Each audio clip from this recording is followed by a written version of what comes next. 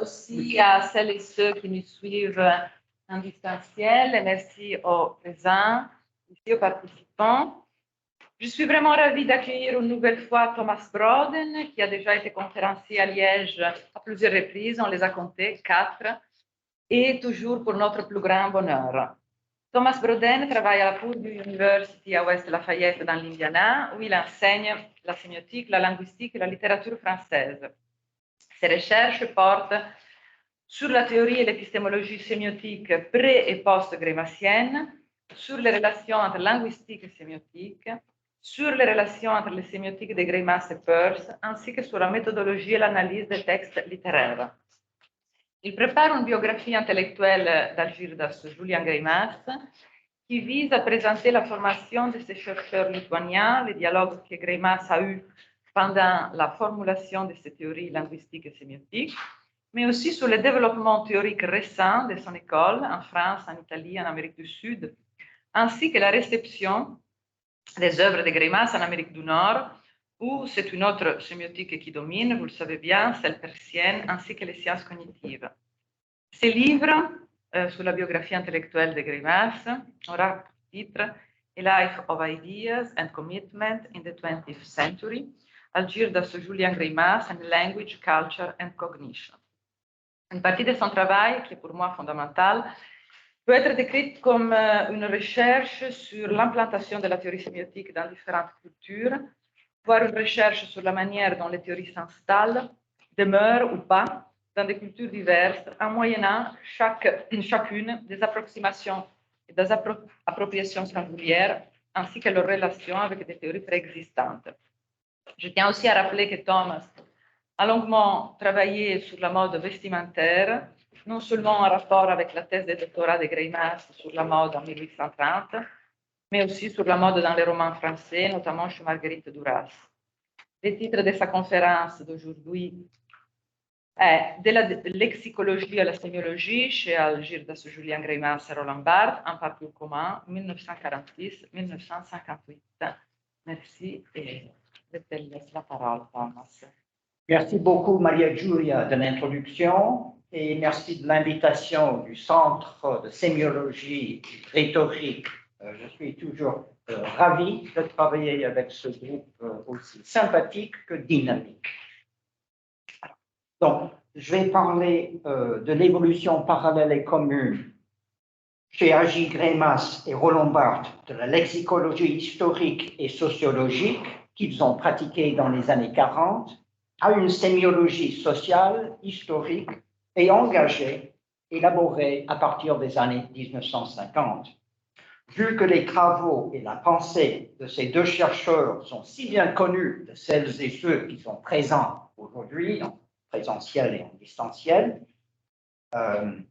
et que j'ai déjà présenté en détail la lexicologie de Greimas et les raisons pour lesquelles il s'en est éloigné, je me focaliserai de façon très précise ce matin sur certains aspects seulement de cette transformation qui restent à tirer au clair à ce que je sache, et cela même si j'avoue ne pas connaître parfaitement tous les travaux qu'on a abondants, donc qu'on a consacrés à part.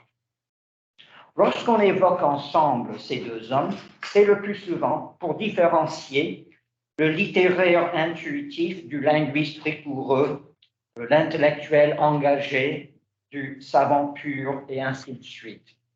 Or, les années dont je discuterai aujourd'hui s'insèrent dans une période où les deux se lancent dans une aventure intellectuelle de découverte en menant une collaboration étroite et amicale qui se fonde sur des principes scientifiques et épistémologiques élaborés ensemble aussi bien que sur des convictions éthiques et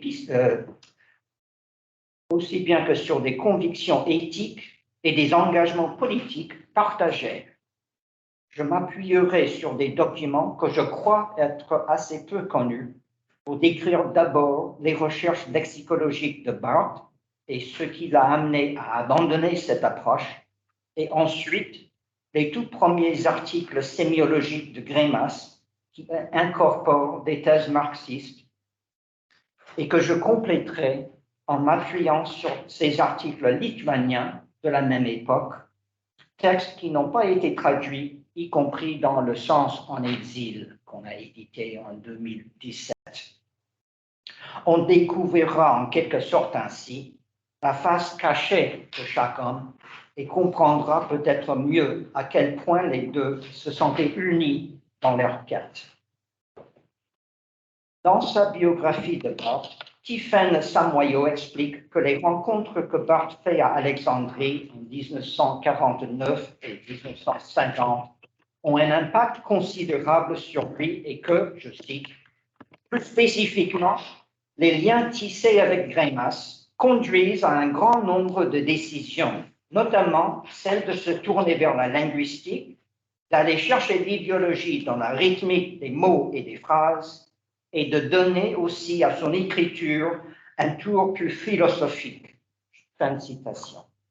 Orientation qui résulte en, je cite, une pensée structurée et abstraite, une méthode constructive. Fin de citation. Les grandes lignes de cet extrait, auquel je souscris pleinement, exposent en gros le même récit que l'on trouve chez les biographes antérieurs de Barthes, depuis Louis-Jean Calvet jusqu'à Marie-Gilles. J'ajoute quand même que pour le tour plus philosophique, on pourrait évoquer aussi un autre personnage que Barthes connaît à Alexandrie, le philosophe Charles Saint-Jean, auteur des ouvrages Essais sur l'un et Dramaturgie de l'esprit. Dans son autobiographie intellectuelle, Greimas rappelle que la bande alexandrine, qui comprenait Barthes et lui, je cite, était dominée par Charles Saint-Jean, le maître à penser à la fois de Roland Barthes et de moi-même. Fin de citation. Dans une lettre à Philippe Robérol, Barthes précise que, je cite, « Je vois les Saint-Jean chaque jour menant avec eux une vie de famille. » Fin de citation. Deuxièmement, pour ce qui est du tournant linguistique de Barthes, j'aimerais le nuancer aussi sur deux points, et premièrement sur l'influence de Greimas. Il est vrai que le rôle capital de celui-ci demeure indiscutable. Dans son entretien de 1971 avec tel quel, Barthes lui-même observe, je cite, « Grâce à Greimas, j'ai abordé la linguistique. » Fin de citation. Et Robérol explique que, je cite, « Si Roland a eu un maître à penser, c'est Greimas. » Fin de citation. Il semble bien que Greimas ait usé de ses talents considérables de pédagogue et de mentor pour partager ses connaissances étendues sur le langage et sa façon pénétrante de penser la linguistique avec celui qui est son grand ami pendant plus de 20 ans. En même temps, comme dans toute dynamique dite d'influence, Barthes fait preuve d'un intérêt pour la linguistique et pour l'analyse des langues avant même de rencontrer son ami lituanien. On sait qu'il obtient une licence et un diplôme d'études supérieures en lettres classiques de la Sorbonne. Or, quiconque a fait un peu de grec ancien sait que la morphologie et l'orthographe de cette langue imposent une grande dose d'analyse linguistique pratique. De plus, Barthes publie dès 1947, plus de 2 ans avant sa rencontre avec Greimas, les 2 premiers de la dizaine d'articles parus dans Combat qu'il reprendra pour créer son premier livre en 1953. Le tout premier article, intitulé déjà Le degré zéro de l'écriture, présente le concept, et je cite de Barthes, d'un troisième terme neutre ou terme zéro, entre les 2 termes d'une polarité formulée par Viggo Brundal. Fin de citation. Il s'agit par ailleurs du même article de Brundal qui inspirera la structure élémentaire de signification que Greimas emploiera pendant les années 60, ancêtre du carré sémiotique développé par Claude Chabrol et François Rastier, que Greimas reprendra à son compte. Les articles que Barthes fait paraître en 1947 analysent aussi les grammaires de Vaugelas et de Port-Royal, et s'ils ne scrutent pas l'idéologie dans la rythmique du langage, comme dit Samoyau, ils montrent déjà comment les prescriptions lexicales et syntaxiques des grammairiens mettent directement en œuvre leurs idéologies. Deuxièmement, pour le présent public averti, j'aimerais distinguer clairement Des méthodologies distinctes parmi les études du langage que Barthes a successivement adoptées, grâce en partie à ces échanges importants avec Greimas. Donc, là, c'est la fin de mon introduction. Première partie sur, je pense, 4 ou 5.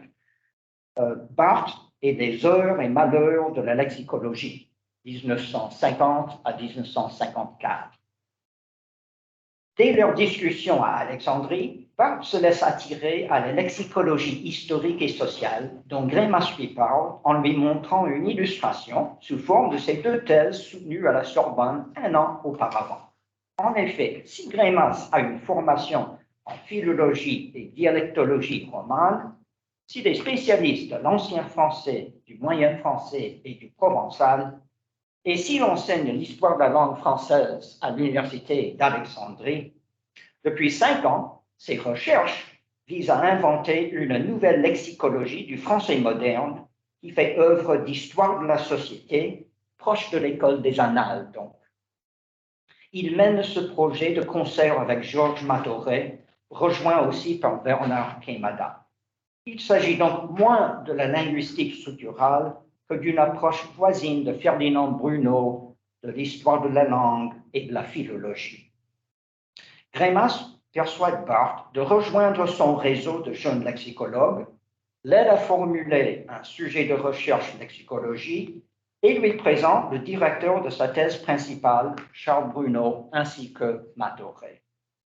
Délaissant sa thèse en préparation sur Michelet sous la direction de René Pintard, Barthes s'attelle à la lexicologie dès 1950, dès son retour d'Alexandrie.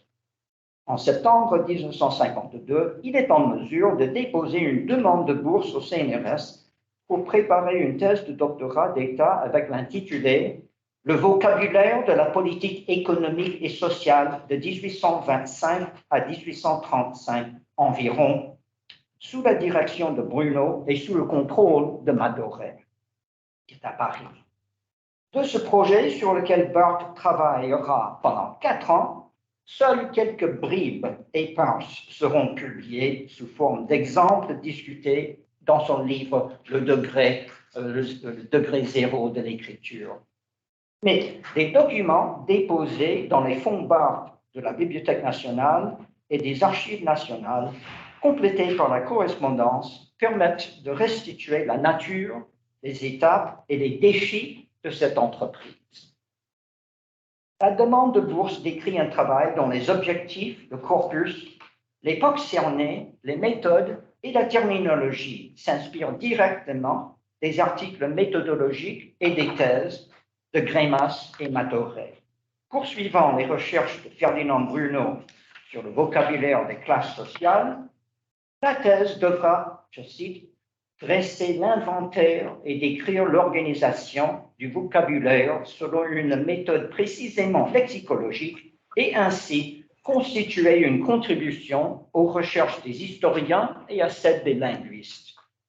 Fin de citation.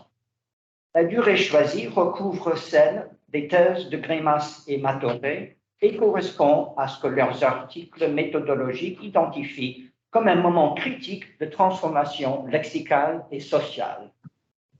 Loin de se concentrer sur un seul auteur, Barthes étudiera un corpus large qui comprend des périodiques culturels et économiques de l'époque, des textes administratifs et législatifs, et des œuvres d'auteurs allant de Balzac à Georges Sand, à Auguste Comte, Charles Fourier, Henri de Saint-Simon, François Guizot et Jules Michelet, un échantillon plus représentatif donc de l'usage de l'époque. Le travail devra illustrer une thèse générale concernant les rapports entre le langage, la société et l'histoire en démontrant que, je cite, « Sous l'influence des Saint-Simoniens, le libéralisme s'est trouvé dépassé par le socialisme, de sorte que le vocabulaire social préfigure une vingtaine d'années à l'avance ce qui se produira politiquement en juin 1848, lorsque le prolétariat s'opposera à l'alliance de la petite et de la grande bourgeoisie. » Fin de citation. Appliquant une stratégie défendue et illustrée amplement par Greimas et Matoret, le thésard a déjà effectué des dépouillements qui lui permettent de dater précisément l'apparition d'une vingtaine de néologismes, c'est-à-dire de trouver des attestations de ces lexèmes bien antérieures à la date donnée par les dictionnaires étymologiques et autres travaux de référence, corrigeant ainsi l'histoire du vocabulaire français pour des mots aussi importants que chômeur, syndicat, outillage et rendement. D'ores et déjà, il peut préciser aussi ce qu'il appelle les zones sémantiques de mots-clés tels que industrie, classe et mouvement. Le projet de Barthes évolue bientôt vers une thèse principale qui étudie un petit sous-ensemble d'expressions particulièrement significatives, semblable donc à la thèse secondaire de Greimas, qui s'appelle Quelques reflets, plutôt qu'à sa thèse principale, La mode en 1830, qui vise, elle, à décrire l'intégralité du vocabulaire de la mode. Barthes concentre également son corpus sur des documents administratifs et législatifs afin de décrire, je cite, une écriture collective homogène particulière, le vocabulaire collectif d'un groupe social bien défini, celui du personnel gouvernemental d'une certaine époque. Fin de citation. Cette stratégie rejoint les perspectives de ces articles parus dans Combat, de même que l'orientation durkheimienne des thèses et articles de Greimas qui soulignent que la société française est constituée d'une mosaïque de sous-groupes distincts. Barthes fait des recherches importantes sur l'histoire et l'économie de la France, de la Révolution à la monarchie de Juillet, et lit de nombreux ouvrages sur la langue tant traditionnelle que nouveau dans une variété de disciplines.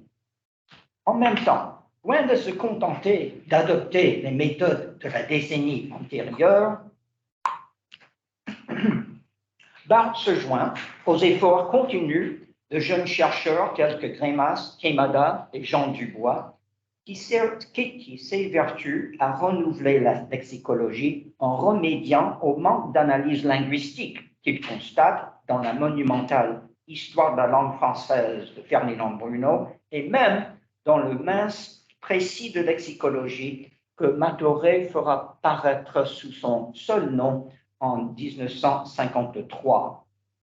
Barthes voit dans les méthodes statistiques des procédés objectifs pour identifier ce qu'il appelle les mots-thèmes et les mots-clés des documents de son corpus.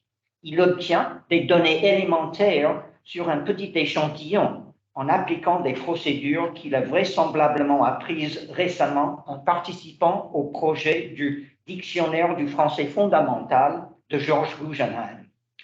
Greimas présente Barthes à Pierre Guiraud, autre doctorant de Bruno, grâce à qui Barthes peut bientôt expérimenter des méthodes plus sophistiquées et performantes.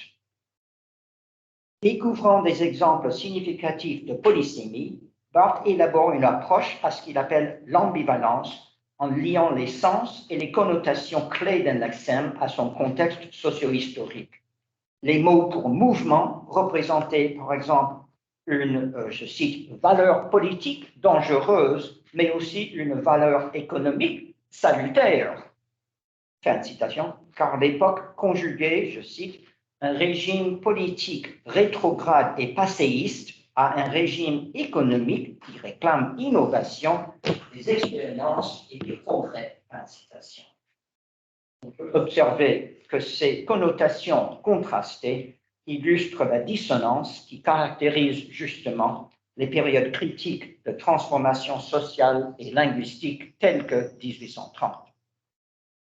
D'autre part, l'étude des textes administratifs inspire chez Barthes l'idée d'une approche distincte de la lexicologie des années 1940 et qui compléterait, voire remplacerait celle-ci, comme il le résume dans ses notes. Je cite, deux méthodes possibles.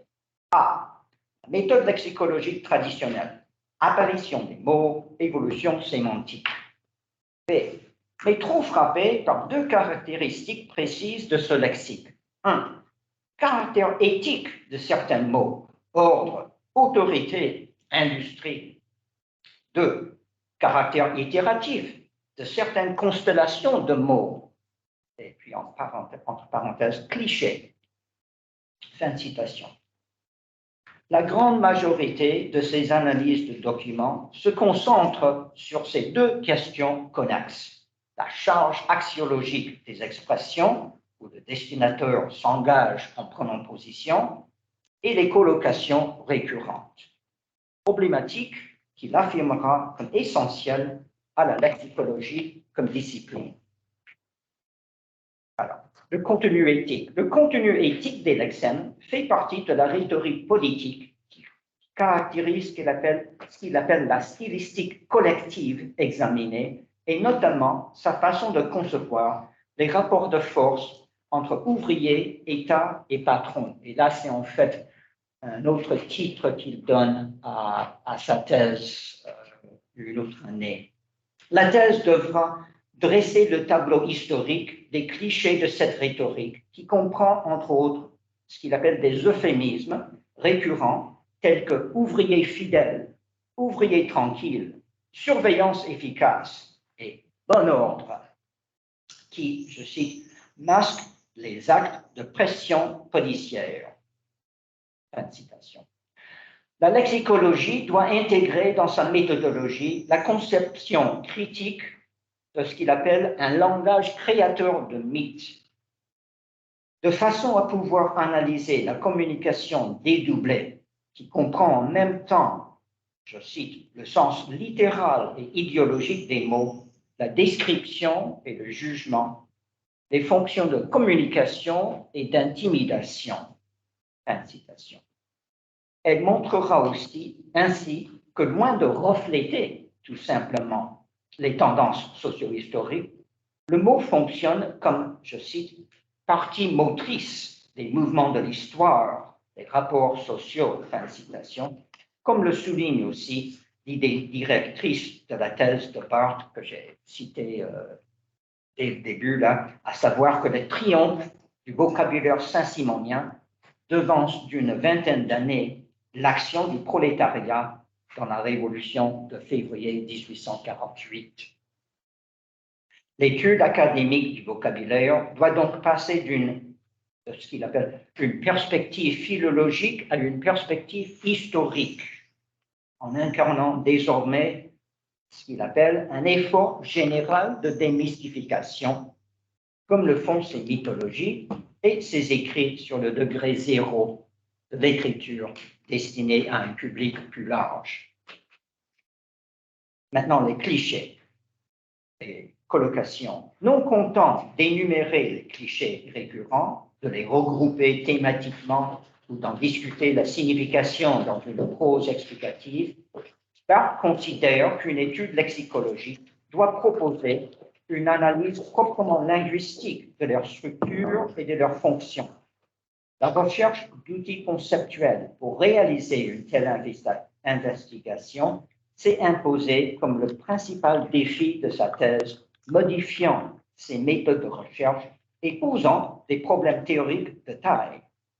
On peut rappeler que sa quête coïncide avec l'analyse syntagmatique incorporée dans le dictionnaire Robert, qui commence à paraître en 1950, et avec l'analyse du discours de Zelig Harris, qui invente une représentation algébrique de la syntaxe pour établir des distributions lexicales dans les textes. Comme l'a fait Greimas dans une étude lexicologique commencée à Alexandrie, il expérimente à un moment la possibilité de fonder ce qu'il appelle son critère de structuration sur des alternances binaires de type phonologique jacobsonienne identifiées dans son corpus comme ouvrier versus ouvrier tranquille. Mais il se tourne surtout vers l'ouvrage Des mots à la pensée de Damourette et Pichon, grammaire étiquetée structuraliste à l'époque, pour définir les catégories et les relations qu'impliquent les collocations qu'il étudie. Il propose que le concept d'assiette ou détermination sémantique peut décrire le procédé par lequel ces mots-clés évoluent d'une référence spécifique à une référence générale, en passant ainsi de la pure communication à l'idéologie et au mythe. Il collectionne et date l'usage d'expressions telles que branche de l'industrie procédés industriels et industrie des fers, puis relève l'émergence ultérieure de l'usage du mot isolé, l'industrie, qu'il écrit au majuscule. Le concept d'assiette semble être la clé pour, je cite, définir selon des critères désormais linguistiques et non plus historiques le pouvoir d'intimidation du mot. Fin de citation. Barthes souligne qu'en réunissant les éléments de la grammaire de Lamourette et de Pichon à la lexicologie inspirée par Ferdinand Bruno, son approche conjoint les deux écoles rivales de linguistique dans la France des années 1950, la méthode structuraliste et la méthode historique. Plus important encore, en appliquant une forme de distributionnalisme, comme il l'explique, Barthes emprunte à Lamourette et Pichon le concept de valence, c'est-à-dire, je cite, le coefficient de liaison, indiquant le nombre de situations différentes dans lesquelles on l'a trouvé, ses rapports avec ses voisins, fin de citation, donc ses combinaisons syntagmatiques et syntaxiques. En étudiant comment la quantité de tels liens avec d'autres catégories de mots varie dans le temps, je cite, on doit obtenir des renseignements précieux sur le bourgeonnement du vocable à une époque donnée ou au contraire sa sclérose. Fin de citation.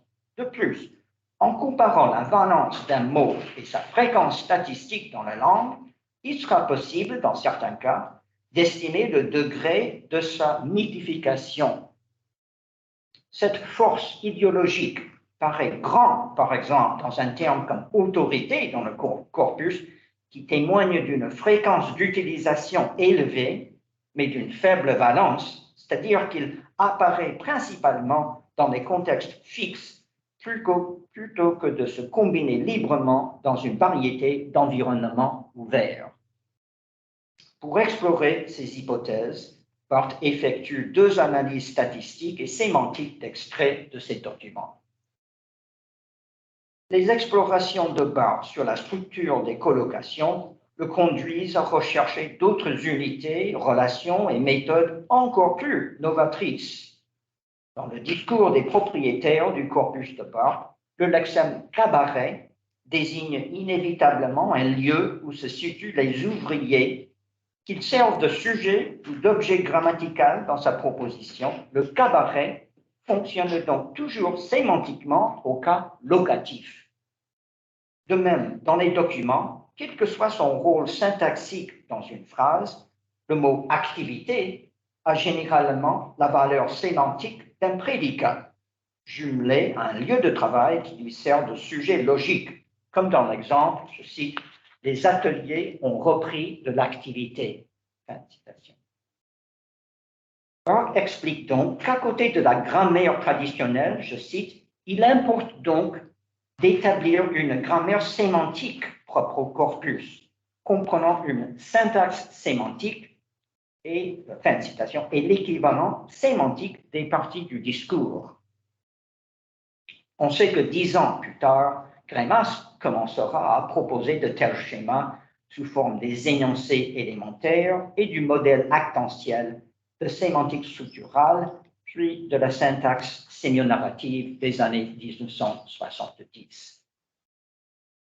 Certaines collocations récurrentes relevées par Barthes menacent de pousser sa quête d'une sémantique du mot en situation, comme il l'appelle, jusqu'à ses limites. Il énumère les mots que l'on retrouve souvent à proximité de chacun de ces trois mots-thèmes, y compris rébellion, excité, perturbateur, troublé, rassemblement, individu, insubordination, révolte. Il n'analyse pas ces lexèmes, mais on voit qu'il pointe, ces mots, pointe la nécessité de construire une syntaxe sémantique, justement, qui définirait les composantes d'une rébellion pour le sous-groupe social étudié. Les termes co-occurrents désignent les rôles des sujets individuels et collectifs du récit culturel d'une rébellion, individu, rassemblement, Ces étapes préparatoires, rassemblement, excité, insubordination, et ses résultats, révolte, troublée, perturbée, en mettant en relief, de plus, le rapport polémique et les passions clés. Les recherches de Barthes l'amènent donc au point qui conduira Greimas à définir ce qu'il appellera des configurations discursives 15 ans plus tard, le même point qui inspirera Charles Fillmore à étendre sa grammaire de cas à la théorie des frames et qui incitera des chercheurs en IA comme Marvin Minsky à développer des scripts et des schémas.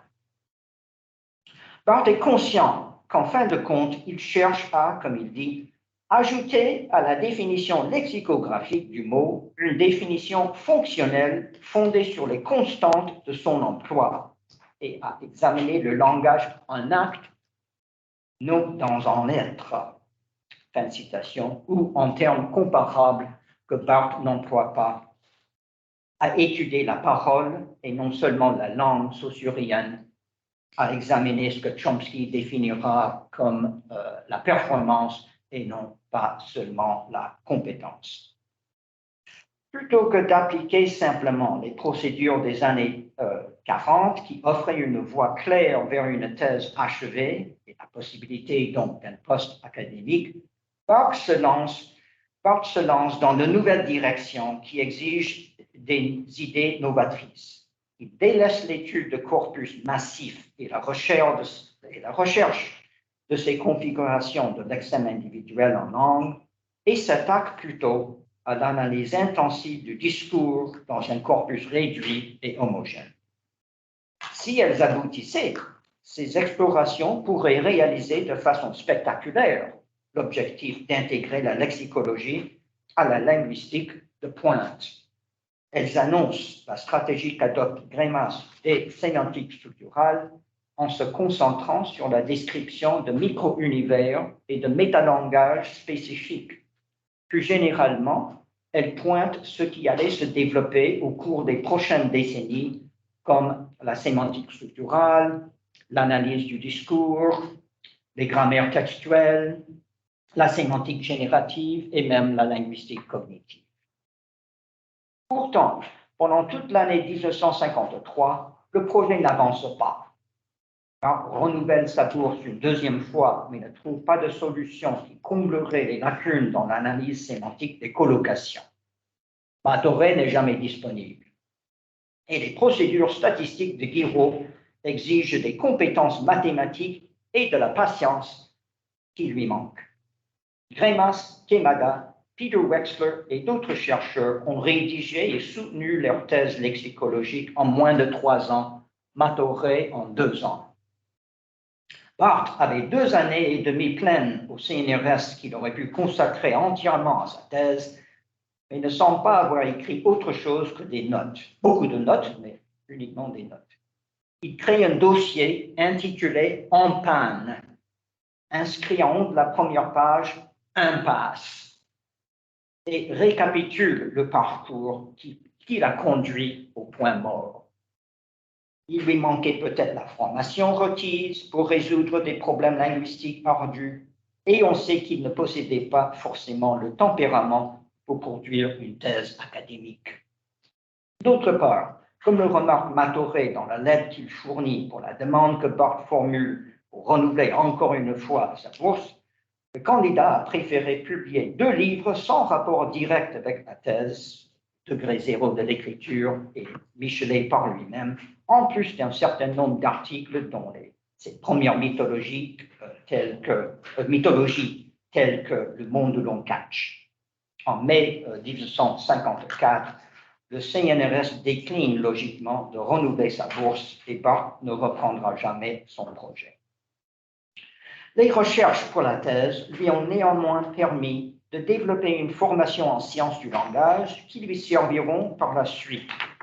Le caractère scientifique et innovateur de ses investigations et questionnements n'a pu manquer d'impressionner Greimas, qui lui aussi abandonne à la même époque un projet de lexicologie entreprise avec Martoré, en partie pour des raisons un peu semblables. Les travaux ultérieurs des deux hommes reprendront bon nombre des questions épineuses que leurs études ont soulevées. Donc là, c'est la fin de la partie sur Barthes et les heures et malheurs de la lexicologie. Deuxième partie, l'aventure sémiologique des deux amis. De son côté, toujours en Égypte, loin d'une bibliothèque de recherche et des autres lexicologues, Greimas évolue dans un milieu intellectuel multidisciplinaire où les questions épistémologiques jouent un rôle central. Il s'enthousiasme pour la phénoménologie de Husserl et Merleau-Ponty, se passionne pour le structuralisme de Lévi-Strauss, Jacobson, Brondal et Hemsleb, et s'intéresse à Lacan et Freud. Par correspondance et dans les mois d'été passés à Paris, il continue à échanger avec Barthes, contact continu qui donne naissance à la sémiologie qu'ils élaborent ensemble dans une collaboration où chacun contribue des apports fondamentaux. Donc là, je vais parler de Greimas uniquement et non pas de Barthes. Enfin, vous connaissez les travaux de Barthes à la même époque, ce sera ces articles célèbres. Chez Greimas, ces nouvelles perspectives commencent à s'exprimer dans une demi-douzaine d'articles parus en 1956 qui esquissent les principes d'une linguistique et d'une sémiologie historique, sociale et structurale en élargissant la visée de ces recherches et en développant leurs fondements théoriques. Ces travaux font valoir le caractère systématique et autonome du langage mis à jour par la linguistique structurale, tout en défendant la diachronie de la linguistique historique. Cette science sociologique proposée souligne le caractère spécifique de chaque groupe social et trace les transformations que subissent les signes en circulant entre les différents milieux et cultures. Les descriptions d'histoire lexicale de Greimas portent ainsi une attention spéciale aux caractéristiques sociolinguistiques des textes, en montrant comment la prolifération sémantique des mots étudiés suit les filières des échanges entre les boulangers et les gens du théâtre, entre les cordonniers et les habitués des guinguettes. Les articles en appellent à une sémantique qui analyse non seulement le vocabulaire, mais aussi le discours et même certaines productions culturelles non verbales. À l'encontre des conceptions répandues, Greimas et Barthes concevaient le structuralisme et le marxisme comme conciliables à condition de bien définir chacun de ses composants et de les intégrer dans une approche cohérente.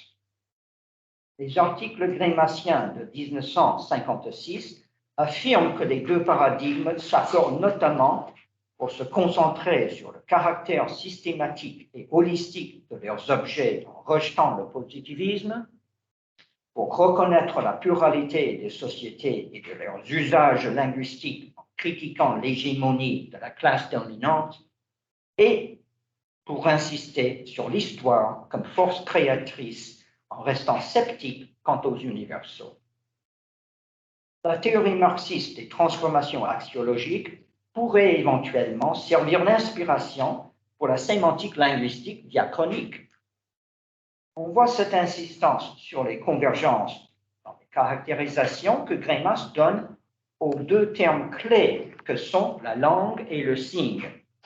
Il se réfère au CLG et à Médier pour concevoir la langue comme, je cite, un vaste réseau de relations, une architecture de formes chargée de sens et une institution sociale au sens durkheimien, fin de citation, en même temps que par rapport au marxisme, il la définit comme, je cite, une superstructure qui exprime globalement la substructure et est conditionnée, en dernière analyse, par la base, mais dont le développement reste autonome et global. Fin de citation. D'autre part, il affirme aussi que, je cite, la langue est un système de signes, des signes linguistico-culturels à l'intérieur desquels fusionnent de façon indissoluble la forme phonique et le contenu sémantique. Fin de citation. L'importance de cette conception du signe est qu'elle rend caduque la psychologie classique qui sépare strictement la pensée de la langue en reléguant celle-ci comme simple épiphénomène par rapport à celle-là, érigée en phénomène indépendant et autonome. Le rôle clé du signifiant et l'indivisibilité des deux faces du signe rejoignent le matérialisme dialectique et Greimas cite Marx qui affirme que, je cite, le langage est la réalité immédiate de la pensée, fin de citation, et il cite aussi Lénine qui se demande si, je cite, l'histoire de la pensée ne serait pas l'histoire du langage, fin de citation.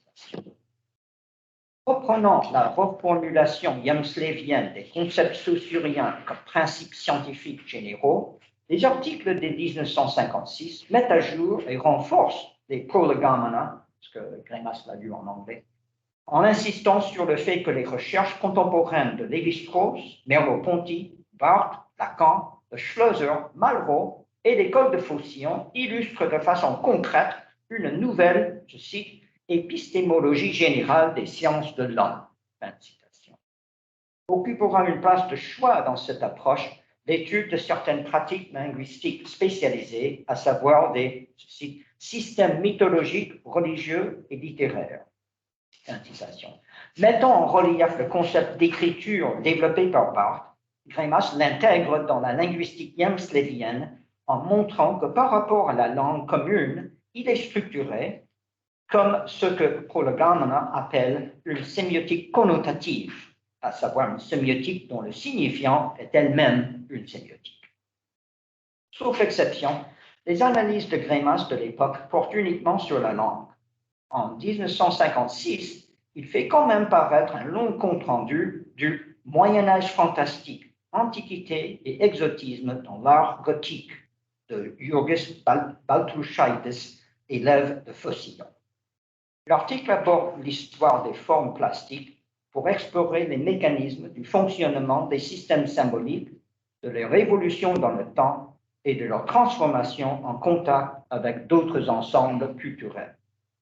Le compte-rendu approuve l'historien de l'art qui refuse, je cite, la conception simpliste d'influence s'exerçant directement d'une civilisation à l'autre, fin de citation, pour insister plutôt sur le rôle actif que joue la culture réceptrice qui doit d'abord se sensibiliser d'elle-même à une thématique donnée, puis solliciter ou récuser tout apport éventuel.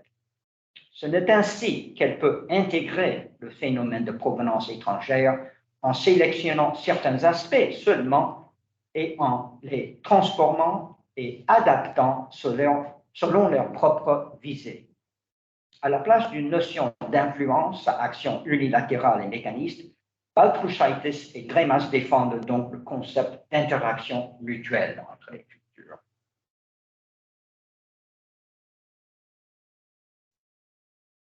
Fidèle à sa perspective sémantique, de même qu'au concept saussurien du signe, Greimas va au-delà de Baltrušaitis en cherchant à cerner la signification que véhiculaient les formes fantastiques recensées et à définir le rôle qu'elles ont pu jouer dans l'évolution des mentalités collectives. Affirmant que, je cite, l'unité organique d'un style est faite de lutte intérieure, s'agissant de style de vie et style d'art, fin de citation. Le compte-rendu voit dans le cas étudié l'illustration de la dialectique des systèmes. Dans cette perspective, les monstres, diables et êtres hybrides décrits dans le livre complétaient le réalisme concret médiéval de l'imaginaire, s'accordaient aux jacqueries et visualisaient la remise en cause de la fixité des espèces créées en introduisant, je cite, la découverte du temps, de l'historicité de la condition humaine. Fin de citation. Élargissant ainsi son propos au-delà de la circulation des seuls signifiants, Greimas situe son investigation sémiologique, je cite, aux confins de l'histoire des arts et de l'histoire des idées, sensibilité et imagination, psychologie profonde, dans une perspective qui postule l'unité organique de toutes les formes symboliques d'une civilisation. Fin de citation.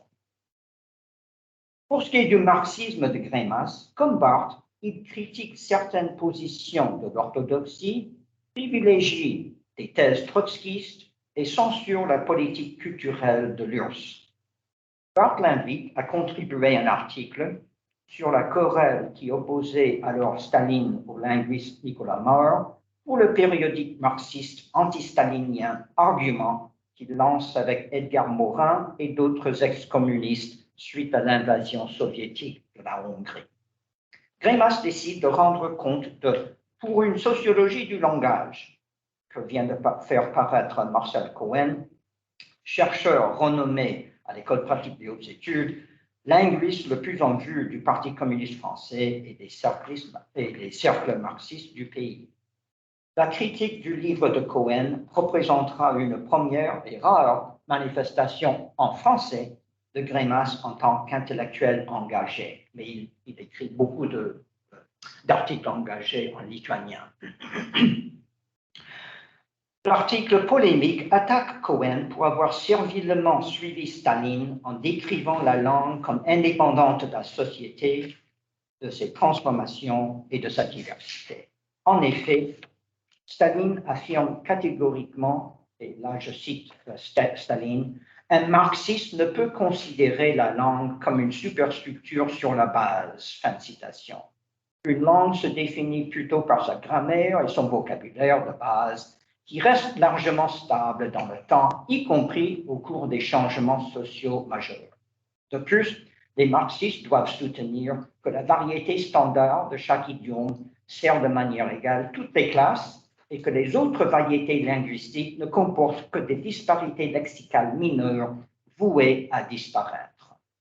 Comparant effectivement la langue à un instrument formel, les vues du Premier ministre soviétique s'opposent diamétralement à celles élaborées par Greimas, Barthes et bien d'autres lexicologues et sociolinguistes français de l'époque. Alors, on pourrait considérer qu'il s'agit là, en somme, de deux perspectives sur la langue qui s'opposent tout en possédant chacune leur propre justesse. Mais le réfugié lituanien comprend parfaitement la portée des deux positions pour la politique culturelle et, sans prendre position pour les théories de Maurer, il souligne qu'en définissant la langue et les autres sémiologies comme de purs instruments formels, Staline s'arroge le droit de les diriger au moyen d'institutions politiques et administratives centralisées.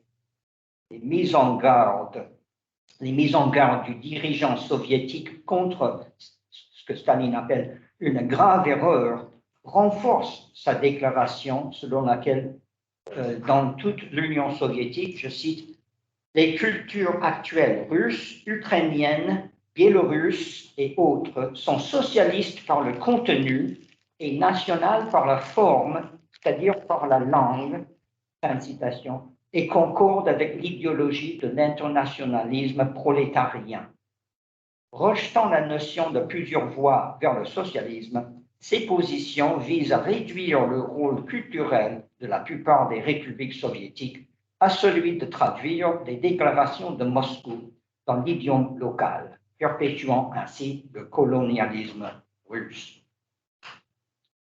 Greimas défend la thèse trotskiste qui pose entre les superstructures et les substructures ce qu'il appelle une connexion dialectique, telles que celles-là ne sont plus seulement le reflet des structures matérielles, mais des instances qui peuvent influer sur elles.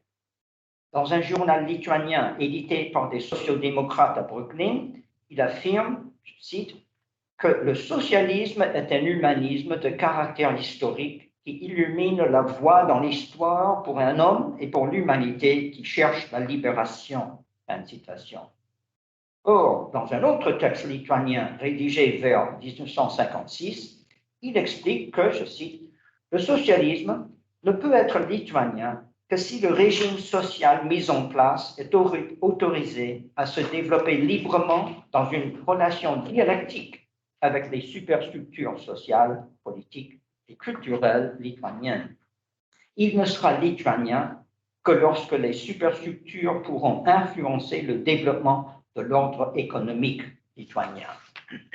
L'autonomie culturelle n'est pas le droit de réimprimer l'article principal de la Pravda en lituanien, mais le droit de penser en lituanien et de construire une nouvelle Lituanie. Fin de la citation. Cette insistance sur l'autonomie de la Lituanie n'empêche pas Greimas de louer la vision internationale du marxisme. Les années passées en Égypte l'amènent à réaffirmer, mais aussi à élargir son propre héritage culturel occidental et à embrasser une vision internationaliste sensible à la condition du tiers-monde et à la question raciale. Dans la presse lituanienne, il explique que, je cite, « Le nouvel humanisme auquel je prétends ne se base pas sur l'impulsion d'une seule continuité culturelle en passant par Athènes, Rome, le Moyen-Âge et le classicisme européen. C'est exactement le contraire. Il se base sur la complexité et la multiplicité des cultures humaines. Un Polynésien ou un habitant de l'Afrique centrale m'intéresse davantage qu'un individu de la Grèce antique. En revanche, Greimas défend la notion de nation sans embrasser une quelconque idéologie nationaliste ou de nationalisme en tant que tel, mais il présente des arguments que la nation, c'est le moyen qu'on accède à une transcendance, enfin, etc.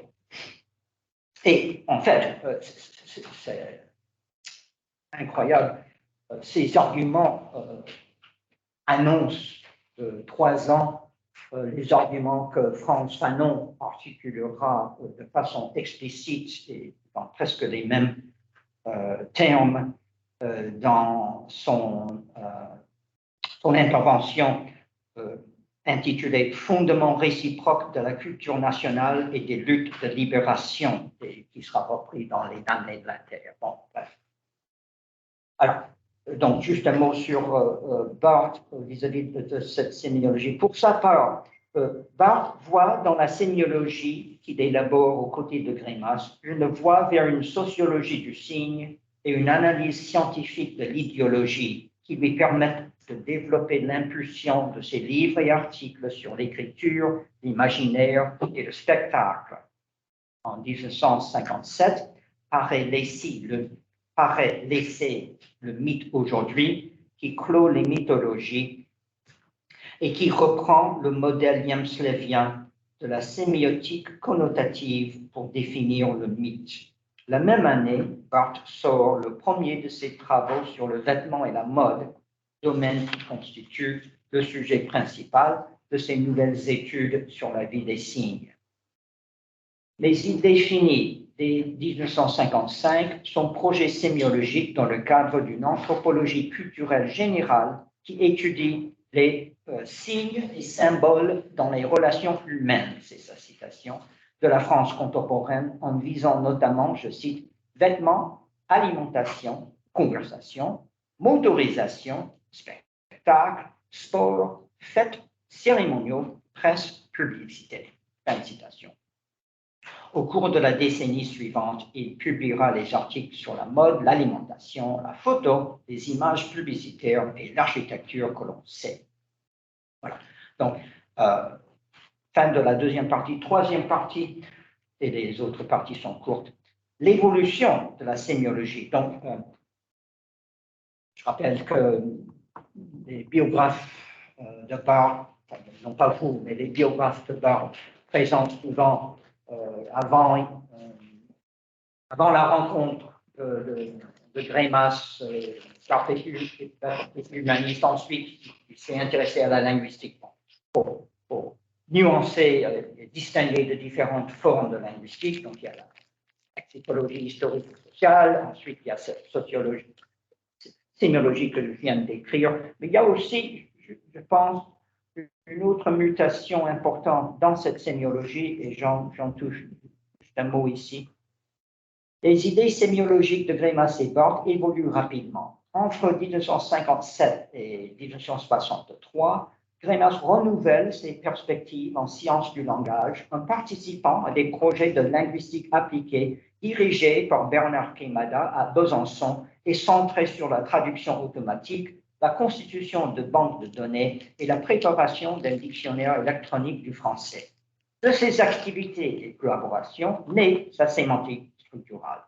Dès celle-ci, il se distancie de la sémiologie saussurienne en insistant plutôt sur l'autonomie des clans de l'expression et du contenu. Je cite, « La langue n'est pas un système de signes, mais un assemblage dont l'économie reste à préciser, de structures de signification. » Fin de citation, formule qui corrige donc celle de 1956.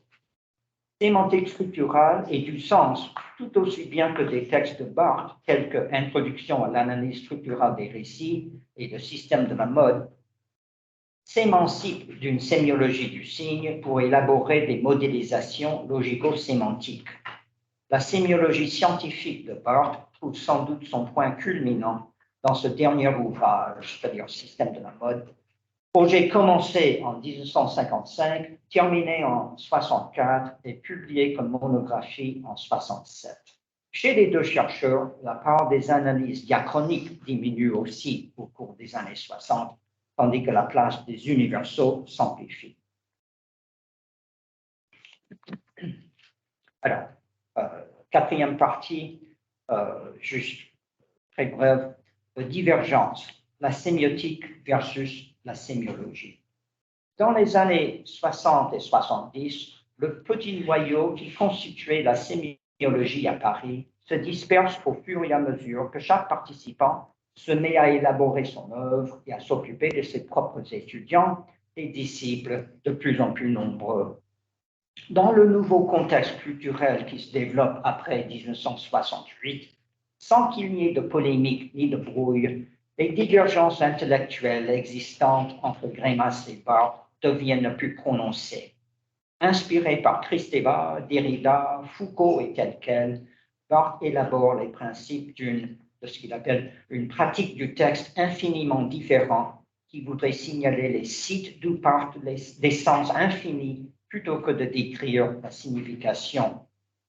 En 1979, le dictionnaire sémiotique de Greimas et Courtès présente des concepts que Barthes a introduits ou renouvelés, tels qu'écriture et illusion référentielle, qui ont conduit à ce que le dictionnaire appelle la reconnaissance du droit de citer à la sémiologie, donc apports fondamentaux.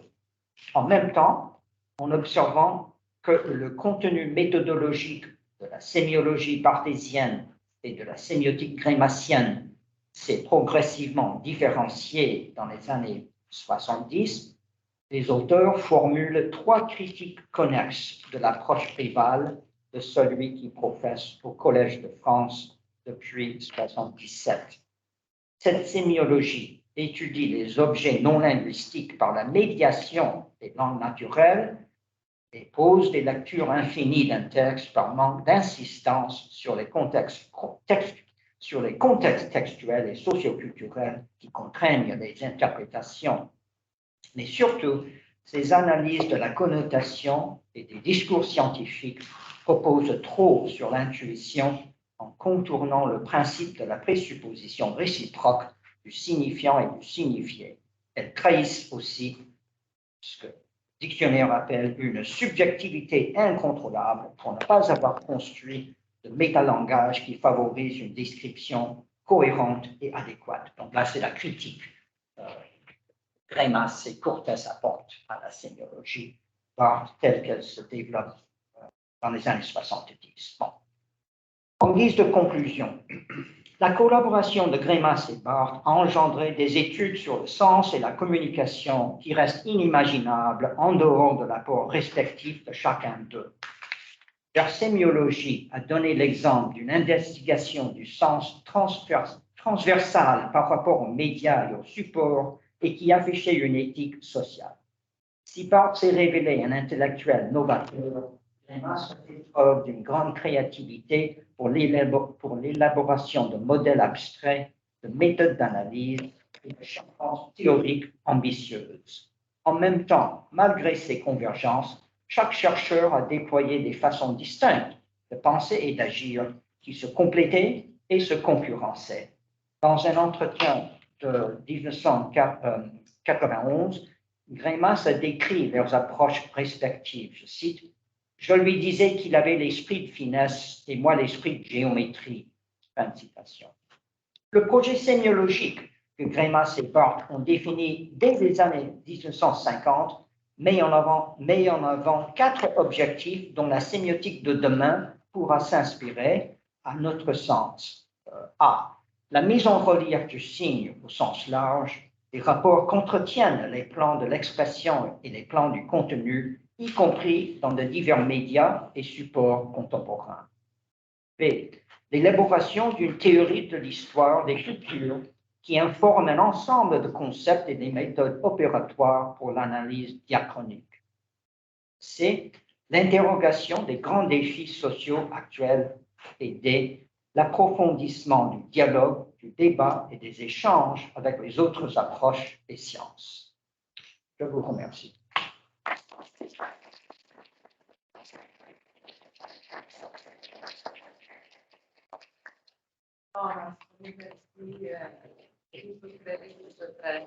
Présence, foisonnant. On a appris vraiment beaucoup de choses, au moins moi, sur toute cette formation commune à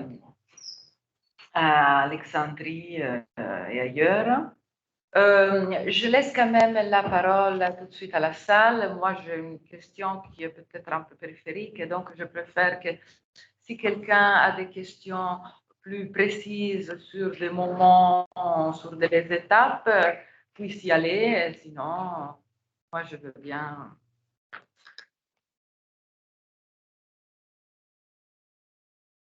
Plein de questions, évidemment. Merci beaucoup, Thomas. C'était formidable, vraiment. J'ai beaucoup appris aussi, et en particulier sur Barthes, sur cette thèse avec Rétoré, dont les biographes ne disent pratiquement rien, que je sache. Donc, ce pauvre Barthes, il en aura fait des thèses, enfin, voilà. des essais. Des thèses non soutenues. Des thèses non soutenues, parce que celle-là, il y a eu même celle qui a donné lieu à ce livre, c'est le système de la mode. Et il y a eu aussi d'autres projets tout de même de thèse de Barthes. Est-ce qu'il n'y a pas eu quelque Michelet, chose? bien sûr. Oui, il y a eu quelque chose qu'il a proposé à Lévi-Strauss et qui ne devait pas être exactement encore C'était le système de la mode, je pense. C'était quand même ça qu'il a fait après avec quelqu'un d'autre. Martinet a en fait accepté de la diriger, mais Barthes n'a pas donné suite. D'accord, ok. Bon, enfin donc là-dessus, c'est très impressionnant et en effet, et c'est quand même incroyable à quel point toute cette période et notamment, enfin, mais évidemment, le système de la mode, là, on a les traces, on a quand même quelque chose, mais sur la première thèse, on a rien, il ne reste quasiment rien. Hein, c'est ce que tu dis, il y a quelques allusions peut-être, mais insoupçonnables dans le degré des rôles d'écriture, mais sinon, dans les mythologies, enfin maintenant, on peut relire ces 2 livres-là à la lumière de ce que tu viens de dire, mais sinon, il n'y a rien, ça ne fait pas de trace. Bon. Et je vois, y compris enfin, dans ce silence total de Barthes sur cette première thèse, peut-être sur la seconde aussi, enfin, et l'échec total de la seconde, comme dans la dissension finale, au fond très tardive, de Greimas et de Barthes et de la sémiologie et de la sémiotique respectivement, je vois quand même justement, non seulement le distinguo, mais même l'incompatibilité, une forme d'incompatibilité entre une étude de la langue, une étude des systèmes de la langue et une étude du discours. Hein, et donc ça, il me semble que je le vois déjà lorsque tu as parlé donc, de cette première thèse, où tu dis, bah, au fond, à partir d'une première enquête, Barthes s'intéresse à des phénomènes, moi j'appellerais plutôt discursifs, hein, donc où, à partir du corpus large, il s'intéresse à des phénomènes précis où se jouent des questions politiques, idéologiques, bon, voilà, mais qui sont en fait, qui sont plutôt de l'ordre de l'analyse du discours et de ce qui chez Greimas était une thèse secondaire, quelque chose qui doit venir après le travail fondamental de l'étude lexicologique de la langue. Donc il y a, et alors j'ai deux questions. Oui, la première, c'est, tu as dit des choses qui sont allées un peu trop vite pour moi au tout début sur le rejet de la philologie et l'intérêt que Greimas et Barthes avaient pour l'histoire et pour une histoire renouvelée, celle des annales, essayer de trouver dans la lexicologie de quoi combattre, si j'ai bien compris, l'antique approche philologique. Et je me dis, mais qu'est-ce qui se joue là? Est-ce que c'est déjà quelque chose qui est de l'ordre de choisir entre système de la langue et études discursives? Est-ce que c'était déjà... Oui, c'est ça ma question, mais je n'arrive pas à la formuler mieux que ça, puisque je ne sais pas exactement. Voilà, et la deuxième question, c'est, au fond, est-ce que tu es d'accord avec cette impression que j'ai, qui est d'une dissension, presque d'une incompatibilité qui explique, au fond, les divergences de parcours entre Barthes et Greimas, entre études du discours et études de la langue? Est-ce que vous pourriez répéter ce que vous m'avez demandé La première. Le rejet de la philologie ou quelque chose Eh bien, oui, donc, oui, il me semble que tu avais dit ça, il me semble que tu avais dit ça, oui, que tu as dit quelque chose de cet ordre-là, que tu as dit il fallait dépasser la philologie et que le travail de recherche de Greimas et de Barthes en lexicologie, avec Matoré, notamment en s'inspirant des annales, de l'apport des annales, était fait, sinon contre, en tout cas pour dépasser des freins, des obstacles rencontrés par les philologues ordinaires. Est-ce que j'ai bien compris? Est-ce que tu peux en dire plus?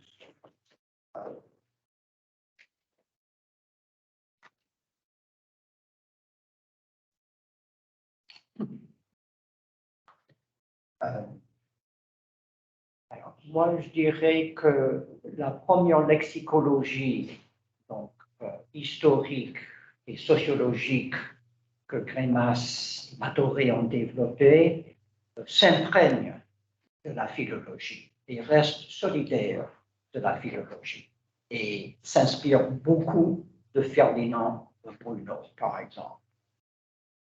Et Greimas est formé en philologie et est resté, je pense,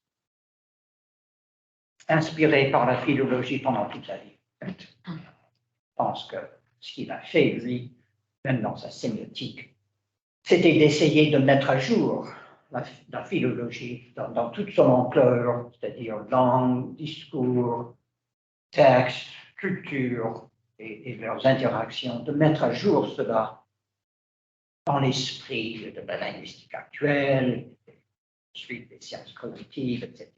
Bon, cela dit,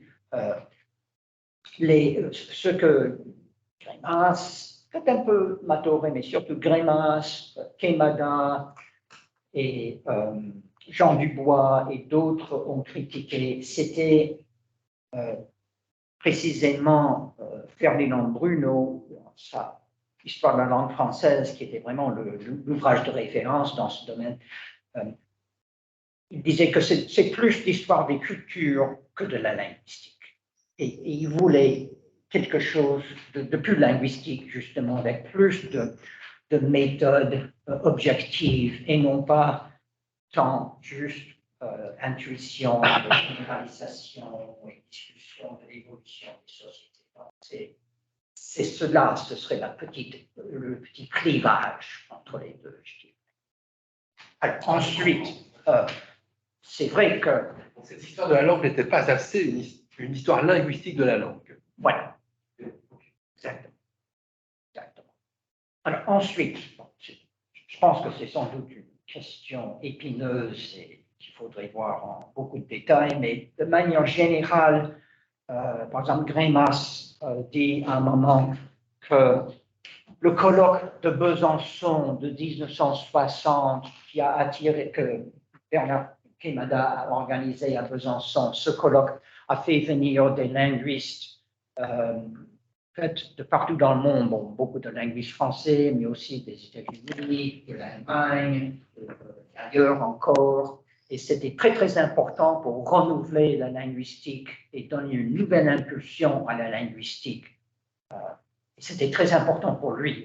Il a appris beaucoup de choses. C'est là où il a appris, je pense, le distributionnalisme américain qu'on a discuté, enfin beaucoup d'autres choses aussi. Alors, il dit que pour lui, 1868, c'était la fin de la philologie et le début de la linguistique en France. C'est une généralisation, bien sûr, mais enfin, dans ce sens-là, enfin, il marquait la différence entre philologie axée sans doute sur, justement, sur la dialectologie, sur l'histoire de la langue, et cette apparition de méthodes plus logiques, des modèles de Jacobson, de Jansdale, etc., une approche qui se veut plus holistique, moins positiviste, etc., etc. Donc, dans ce sens-là, on peut les opposer, linguistique et philologie, mais c'est une façon de les voir, je dirais. Alors, pour ce qui est de langue et discours, c'est très intéressant. Je ne sais pas, Simir, franchement, je ne sais pas. C'est une question très, très intéressante à laquelle il faudrait que je réfléchisse davantage. Moi, je dirais que, bon, d'abord, c'est tout à fait vrai pour la lexicologie de Greimas, pour ses thèses maintenant, pour ses deux thèses. Ça, il n'y a pas de doute. Alors après, moi, je vois que Greimas, justement, a évolué vers plutôt une concentration sur le discours et moins sur la langue. Par exemple, justement, il se concentre sur l'analyse de textes précis, d'un conte, d'un poème, etc., et non pas, il délaisse en gros cette tentative de décrire tout le vocabulaire, même d'un domaine donné comme la mode. Il ne recommence pas cette expérience. Sans doute, mais toujours en y cherchant le système. Ah, les systèmes, oui. Et des systèmes qui sont, oui, c'est ça. Ah, voilà. Enfin, il y a sans doute du vrai dans ce que tu dis. Moi, la chose la plus intéressante que j'ai trouvée, moi, ou intéressante et utile pour moi dans le système de la mode, je pense que c'est les deux chapitres, surtout un chapitre où Barthes présente, et là je ne sais plus comment expliquer ce qu'il fait, mais il a une vingtaine, je pense, une trentaine de catégories pour la description visuelle, physique des vêtements. Par exemple, une catégorie, c'est toute la dégradation entre opaque et transparent, entre les deux, il y a comme médiation. Or, toute la description visuelle, physique, tactile, et là, ce qu'il fait là, c'est la langue de la mode. Donc, je ne sais pas à quel... Et bien sûr, moi, Greimas, c'était avant tout, ce qui m'a attiré vers Greimas, c'est les modèles narratifs. J'ai une formation littéraire, c'est cela qui m'a attiré, cette intégration de la narrativité et des structures très concrètes narratives et thématiques, cette intégration thématique. Et donc, tout cela, c'est le discours. Hein, c'est moins la langue que le discours. Donc, pour moi, c'est... Bon, Oui, où s'arrête le discours, où commence la langue, la syntaxe entre dans la langue, bien sûr. Quand tu dis discours, tu veux des textes particuliers, très particuliers. Quand je dis langue, auteur donné, quand je dis milieu langue, je veux donné. dire système, et quand je veux dire discours, je veux dire usage, je veux dire justement cette prolifération. Donc c'était la dichotomie saussurienne dont on parle, c'est pas c'est pas en termes de corpus. Et donc on peut traiter, encore une fois, on peut traiter un texte comme une langue, comme un système. Et j'ai l'impression que quand Barthes ne cesse d'avoir des pannes, des obstacles, c'est parce que ça n'est pas son affaire. Il résiste terriblement à cette idée de linguisticiser, en fait, même s'il est très attiré par cela, enfin, de rendre systématique les objets qu'il étudie. Et ça, c'est vraiment. Mais c'est. Enfin, à la limite, enfin, je trouvais que c'était très frappant dans le parcours que tu as donné, surtout encore par rapport à Barthes, de voir à quel point il est passé par ces tentatives et pourquoi ces tentatives ont avorté, alors même que, au même moment, tu l'as bien dit, il commençait déjà à publier le degré zéro de l'écriture, le Michelet, dont il faisait. Hein, mais je retiens ce que tu as dit sur la philologie et l'apport en 1960, le moment où la linguistique arrive en France. Qu'est-ce que ça signifie au juste? Et je pense que que ce débat-là, que cette tension-là française, à ce moment-là, va se répercuter sans cesse en France. Non, Se répercuter sans cesse. avec Jean-Paul après en 65. Oui. Moi, Je ne sais pas si, justement, voilà, je crois qu'il y a une histoire typiquement française, ou en tout cas francophone, de ce problème-là, qui ne se pose sans doute pas de la même manière aux États-Unis, où les disciplines, en fait, sont beaucoup plus éloignées les unes des autres, et où cette tension entre ce que j'ai appelé langue et discours, ou système et usage, il me semble, hein, moins objet de lutte, moins objet d'enjeu, oui. Moi, j'ai une question pour toi. Alors. Ce que j'appellerais juste a priori des modèles que Barthes présente dans le système de la mode et dans Introduction à l'analyse structurale des récits. Tu considères cela comme relevant de la langue ou du discours? Oui, c'est ça, relevant de la langue. Et c'est en ce sens que ce sont pour lui des échecs. Des choses qu'il désavoue presque, enfin très vite, y compris l'introduction à l'analyse. Donc, quand il passe, mettons, vers 73, vers autre chose, avec d'abord, enfin, un peu dans SZ, et puis beaucoup en 73. C'est ça, mais qui se trouvait déjà là, dans le degré zéro, et même dans le Michelet. Dans le Michelet, ce n'est pas un système. Non. Hein, alors qu'il fait un relevé de lexique. Donc il y a quand même quelque chose aussi il y a quelque chose qui relève de la lexicologie dans son travail chez Michelet, dans Michelet, mais justement, ce qu'aurait fait un Greimas de cette étude, aurait ressemblé en rien au travail que Barthes a fait. Alors que le Michelet, c'était, je pense, l'ouvrage préféré de Barthes pour Greimas. Et il a trouvé fondamental.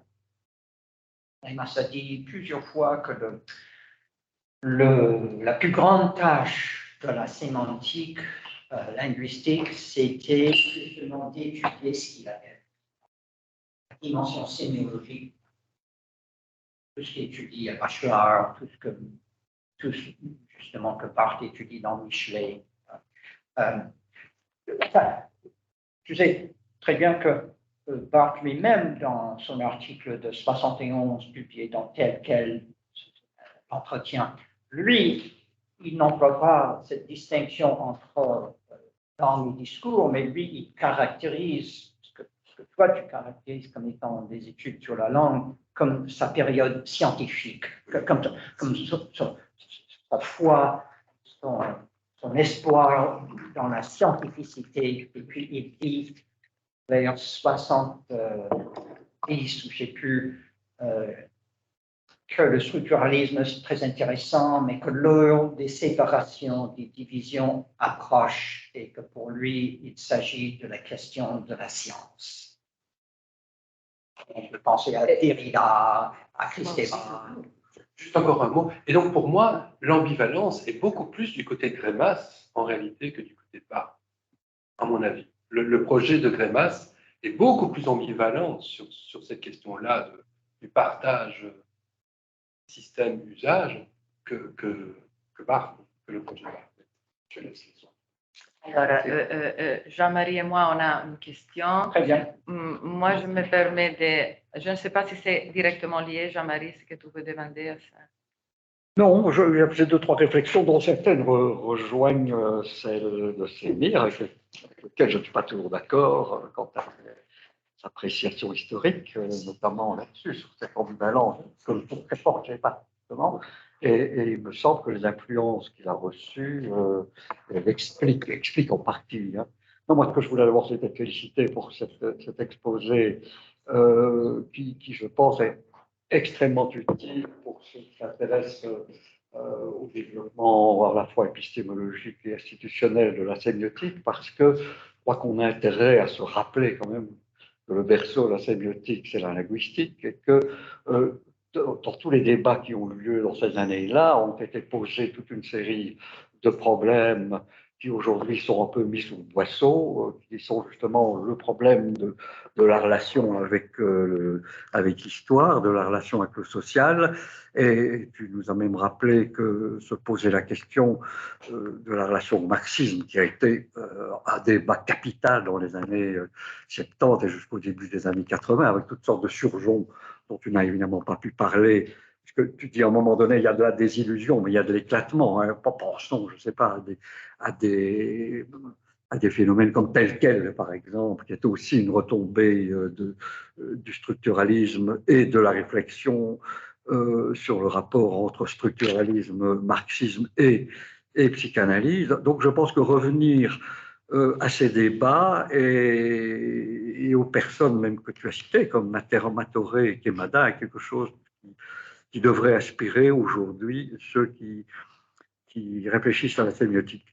Moi, je pense contrairement, pour revenir à cette question de discours, langue-discours, je crois que, d'après ce que j'ai perçu, les influences reçues par Barthes, d'une part, de Ferdinand Bruno, d'abord, qui est une véritable histoire de la langue, même si c'est une histoire qui n'est pas linguistique, mais elle est peut-être davantage une histoire de la langue que Charles Bruno, dont j'ai compris qu'il aurait quand même fortement influencé Barthes, qui lui change de cap complètement lorsqu'il reprend le flambeau de l'histoire de la langue française. Pour lui, c'est la langue des écrivains.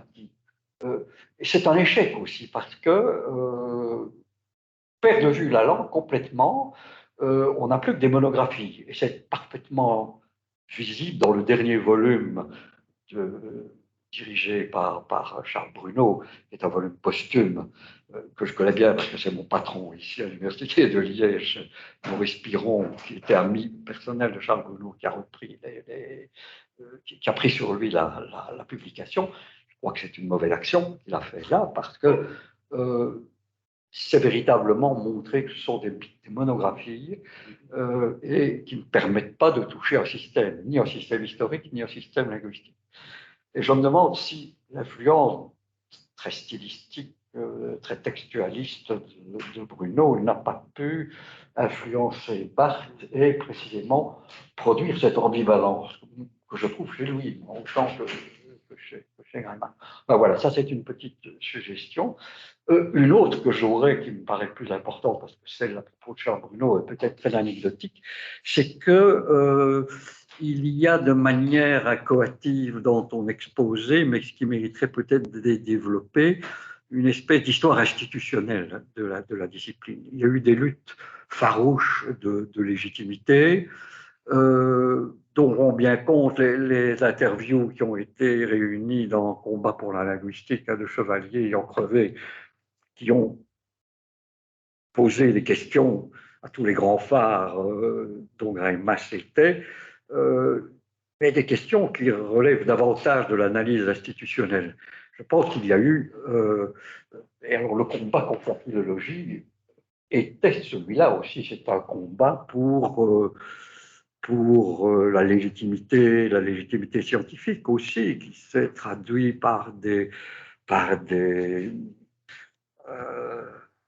tensions très très fortes. Je ne sais pas, autour des revues, je prends un exemple, le Français moderne que je connais bien, le Français moderne dans lequel publiait Greimas, à un moment donné, n'est plus apparu comme un réceptacle pertinent pour la linguistique qui était en train de se faire. Et donc quelqu'un comme Jean Dubois a essayé de s'aborder le français moderne, et le résultat, ça a été la création de la revue Langue française.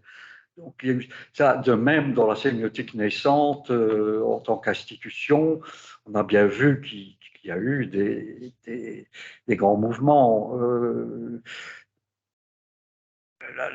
L'espèce de tentative de Greimas de s'implanter à Urbino, par exemple, est très importante, mais il était absent au premier congrès mondial de sémiotique, par exemple en 74 à Milan, alors que Lacan était là, Barthes y était, Jacobson, etc. Ils y étaient tous. Donc je pense qu'ajouter une dimension institutionnelle, un peu bourdieusienne, à l'exposé lui donnerait une force supplémentaire. Alors j'ai une question vraiment de tout détail. Hein. Tu as cité furtivement le nom de Guiraud, pour dire que Barthes ne pouvait pas s'astreindre à la technicité de la sémiotique, de la statistique guéradienne, mais cette influence devait être là, comme il y avait les mots-thèmes et les mots-clés. Je n'ai aucune idée du rapport que Guiraud a pu entretenir avec Barthes et Greimas. Est-ce qu'ils se sont rencontrés? Est-ce qu'ils se sont influencés? Est-ce que tu as des renseignements au sujet? Parce que Guiraud a quand même, il y a quelques articles extraordinaires de sémantique générale qui sont complètement oubliés. Même son livre, dont on a considéré qu'il était fou, complètement fou à l'époque, les structures étymologiques du vocabulaire, qui était une forme de lexicologie générative fondamentale, qu'on retrouve aujourd'hui, sans la citer, dans une partie de la linguistique iconique. Tu sais, il y a un grand congrès tous les 2-3 ans, Iconicity in Language and Literature. Ils font du Guiraud, hein, sans le dire. Est-ce que tu as des renseignements là-dessus? Très bien, merci pour toutes ces questions fascinantes. Alors, bon, à propos de Charles Bruno, donc Charles Bruno, donc à distinguer de Ferdinand Bruno, c'était Charles Bruno, E-A-U, et Bruno, O-T. Charles Bruno était le directeur de thèse de Greimas, mais ce n'était jamais un maître à penser pour Greimas. Bruno, O-T, était beaucoup plus important, et d'autres après. Mais il a été un très bon directeur de thèse. Et, enfin, je veux dire, tout s'est très bien marché. Et moi, quand je compare, moi, des volumes d'histoire de la langue française de Ferdinand Bruno, surtout à partir du volume sur le XVIIIe siècle, ça d'une part, aux 2 volumes que j'ai à l'esprit là sur le XIXe siècle que Charles Bruno a produit, je vois d'une part une vraie histoire de la langue fascinante et qui a une vraie dimension sociale, historique, d'une part, et puis bon, une étude intéressante, soit peut-être sur le XIXe siècle, mais qui se contente uniquement sur les grands auteurs littéraires, Hugo, Mallarmé, Lamartine, etc., et qui introduit une règle, je ne sais pas ce que Liégeois pensent leur rhétorique, mais introduit, développe une rhétorique, comment analyser ces auteurs avec une rhétorique adaptée, mais qui n'a aucune perspective sociale. D'accord. Il était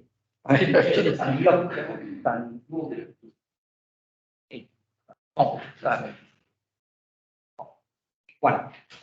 Ensuite, c'est vrai que Greimas n'a assisté à aucun congrès de l'Association internationale de sémiotique. Il allait assister à celui des années 80 qu'on organisait en Italie, peut-être en Sicile, je ne sais plus. Il a participé aux réunions préparatoires et puis. Il n'était pas là, en effet, c'était à Palerme.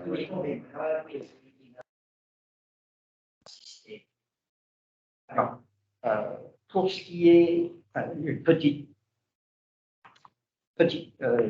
réponse et puis la question de l'institution, mais pour Giraud, j'ai suivi un cours de Giraud, du moins j'ai suivi à Bloomington, Indiana. Il était dans Indiana University. Alors, j'ai survécu la première semaine et puis j'ai appris.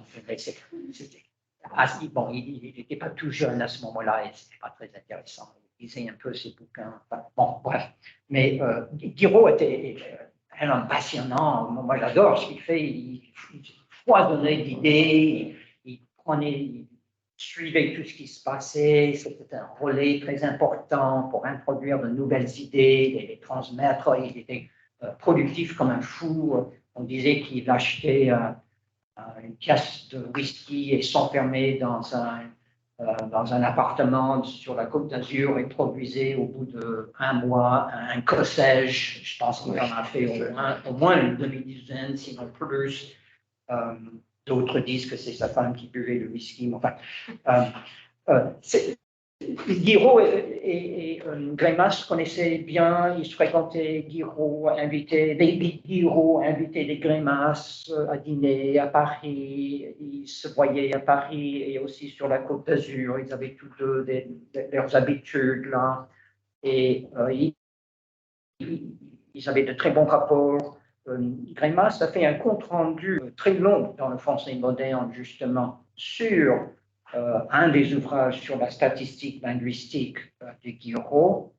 Et alors, c'est une revue, un compte-rendu très détaillé, bon, critique, à mon avis, trop critique de la linguistique statistique, mais d'après Greimas, il dit vrai, ça je partage.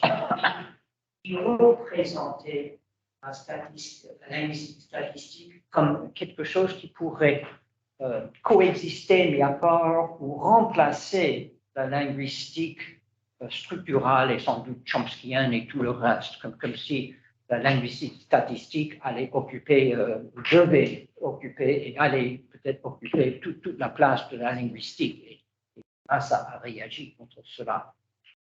Apparemment, les deux hommes ont eu, je ne sais plus quelle dissension et étaient moins amis. Je ne sais pas si c'est à cause de ce compte-rendu ou pas. Giraud faisait partie de cette bande de non-agrégés, comme il se disait, qui devaient, puisqu'ils n'avaient pas l'agrégation, qui était de fait, non pas de droit, mais de fait, nécessité pour avoir un poste à l'université, et même lycée en France, fonction publique en France, ceux qui n'étaient pas agrégés étaient condamnés à enseigner à l'étranger, tel que Giraud, et Pays-Bas, je pense, et Greimas à Alexandrie, en Turquie. Giraud avait produit 10 livres, je pense, et il ne pouvait toujours pas avoir un poste en France, des livres chez Larousse.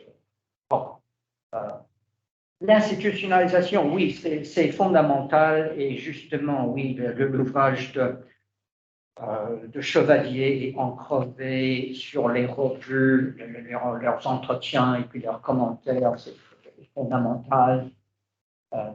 Oui, et d'ailleurs, je pense que les divisions qui ont séparé les méthodes de Greimas et Barthes à partir des années 70 va dans ce sens. Enfin, je pense que Greimas voulait justement, même si lui il était anarchiste dans l'âme, il voulait quand même que la sémiotique puisse s'implanter et se faire respecter comme science. Et il pensait que ce que faisait Kristeva et par des années 70 dérivait trop loin de la science et qu'après les gens allaient regretter que la sémiotique ou la sémiologie française se dirige dans ce sens et que dans le monde ne serait pas respecté de la même façon. Je pense que c'est en partie cela, une des raisons pour lesquelles Greimas a essayé de défendre ce qu'il a appelé la rigueur, ses liens avec la logique. Si on voit comment il aborde la question de l'affect, des émotions, des passions, dans un premier temps, il s'appuie directement sur la logique, en développant les modalités, pouvoir, etc. Donc, ancrer l'étude des émotions dans quelque chose qui est rigoureux et respecté. Deuxièmement, quand il reprend la question sur dans la thématique des passions, pour lui-même, il s'appuie de très près sur des analyses lexicales.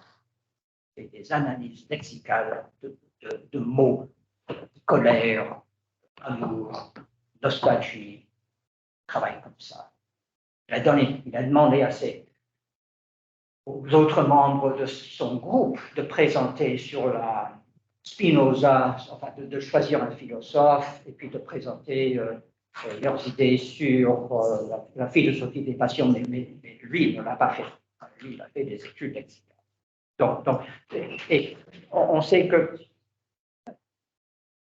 une des raisons, je pense, pour laquelle la sémiotique était importante et très dynamique et a été reprise par beaucoup de disciplines pendant les années 70, c'est qu'il y a eu de nouvelles disciplines qui ont paru et qui se sont appuyées, qui ont bien voulu s'appuyer sur la sémiotique, telles que, justement, les études de communication, les études sur les médias, les études sur le film comme discipline académique, les études sur le féminisme et après sur le genre. C'est surtout, enfin, seulement, mais ces nouvelles disciplines se sont intéressées à la sémiotique et donc la question de l'institutionnalisation de la sémiotique est effectivement fondamentale. Signata a consacré tout un numéro à la question de l'institutionnalisation de la sémiotique. Il y a des articles très, très importants là, sur son implantation en France, mais aussi en Amérique latine, partout dans le monde. Sébeac a co-dirigé au moins 4 ou 5 volumes sur je ne sais plus le titre exact, mais la sémiotique dans le monde, bref, c'était des ouvrages collectifs. Un Péruvien a écrit 2 articles sur la sémiotique au Pérou, des différents moments, sémiotique au Mexique, etc. Alain, je pense, a fait la sémiotique en France. Là, il y a beaucoup de renseignements sur l'histoire de l'institutionnalisation sémiotique. Là, les chroniques de Signata sont une source intéressante. Voilà comment se développent les institutions sémiotiques. Je pense que c'est. Thomas, si je te pose la question, je ne sais pas si ensuite quelqu'un, on aura encore une quinzaine de minutes. Moi, je serai très brève. Je te pose une question à partir d'une surinterprétation peut-être et aussi de la peut-être poursuite de la question langue-discours. Tu as parlé du compte-rendu de Baltrushaitis que je ne connaissais pas.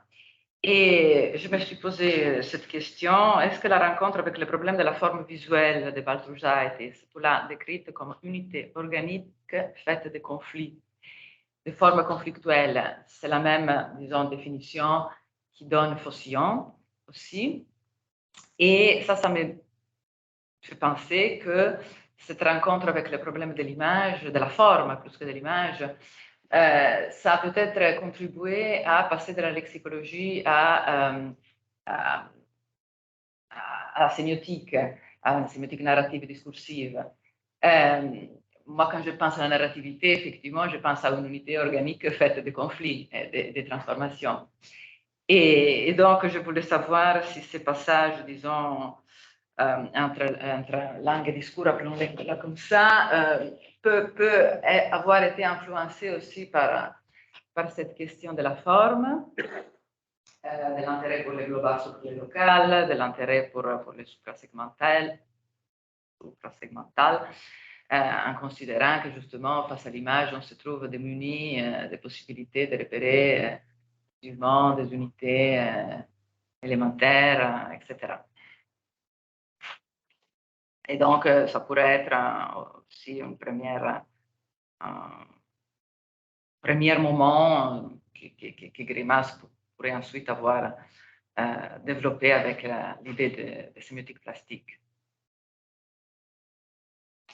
Oui, très intéressant. Oui, j'aime beaucoup ce compte rendu de Greimas. Je trouve que c'est fourmillant l'idée. Baltrushaitis était lituanien, donc c'était cela le lien, et il le connaissait pour l'avoir fréquenté à Paris. Oui, tout à fait. Alors, je ne savais pas que Faucillon avait lui aussi défini. Oui, il parle des formes, il parle du fait que, d'une certaine manière, une unité peut être constituée exclusivement par le fait qu'il y ait des conflits. C'est un peu l'idée aussi de René Thom sur la forme. Oui.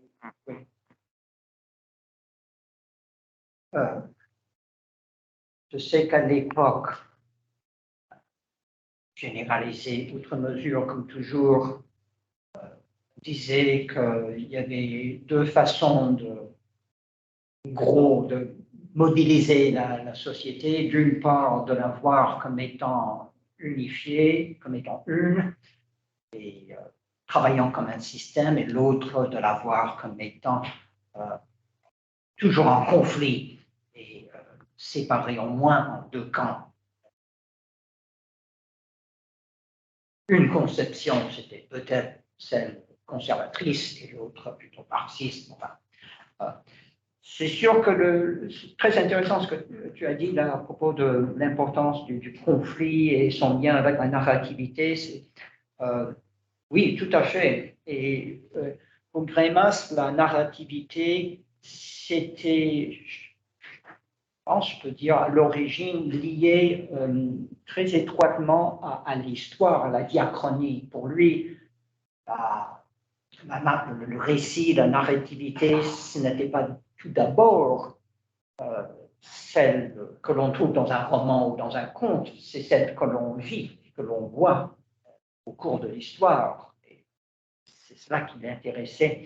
Et justement, il dit que le point sur lequel il n'était pas d'accord avec Foucault, avec qui il a eu des conversations, c'était que, pour lui en tout cas, et puis pour truc aussi qui a parlé des révolutions dans les paradigmes scientifiques, j'oublie son nom maintenant, Kuhn, voilà, Thomas Kuhn. Greimas n'était pas d'accord avec ces deux-là, en ce que Greimas voulait insister sur le fait qu'il n'y a pas d'abord un paradigme ou une esthétique ou une période historique qui prend fin, et puis la deuxième époque, esthétique, mouvement, etc. Tu as plutôt l'enchevêtrement des deux qui se recouvrent. Et pendant ces périodes, il y a justement conflit. Interaction aussi, mais conflit. Et que c'est toujours ainsi. Et bon, c'est banal, on peut voir dans la mode justement la coexistence des modes de l'Empire et des modes de la Restauration, justement à l'époque que Greimas étudie dans sa thèse, littéralement les conflits. Oui, donc très intéressant. Alors je ne sais pas à quel point Greimas a été inspiré, à quel point il a réfléchi sur les formes visuelles. Il ne reprend pas cette méditation. Donc, si oui, c'est resté un peu derrière son esprit à fonctionner comme cela sans. C'est sûr que. Alors, ce qui est sûr, c'est que dans son article clé de 1956, L'actualité du socialisme, où il pose pour la première fois sa conception de la sémiologie, c'est sûr que là, pourquoi passer de la simple lexicologie ou de la linguistique, de la lexicologie, pourquoi passer de la lexicologie à la sémiologie? C'est justement pour pouvoir étudier, s'inspirant de la linguistique, mais en étudiant la musique, l'art plastique, visuel, le discours aussi. En tout cas, tout simplement pour compléter, les problèmes de conflit au sein d'une forme ont été tout de suite, comment dire, valorisés par la notion de sémiotique plastique, je trouve. Maintenant, je cherchais qui a écrit l'analyse sur Lotte et les filles. Lotte et ses filles, c'est un peintre d'Anvers.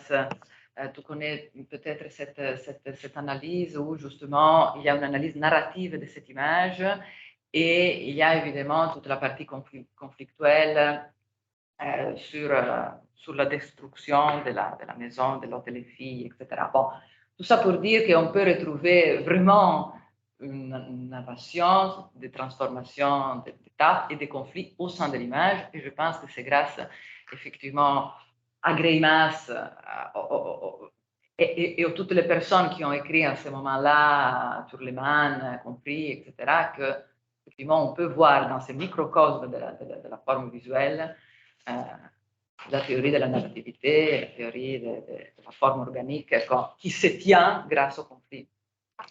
Oui, d'accord. Qui se tient grâce au conflit, oui. C'est ce que dit aussi René Thom. Oui, oui. Il n'y a pas de stabilité sans conflit. Oui, oui, oui. Quelqu'un d'autre souhaite prendre la parole? François? C'est plutôt nous saluer ou c'est plutôt...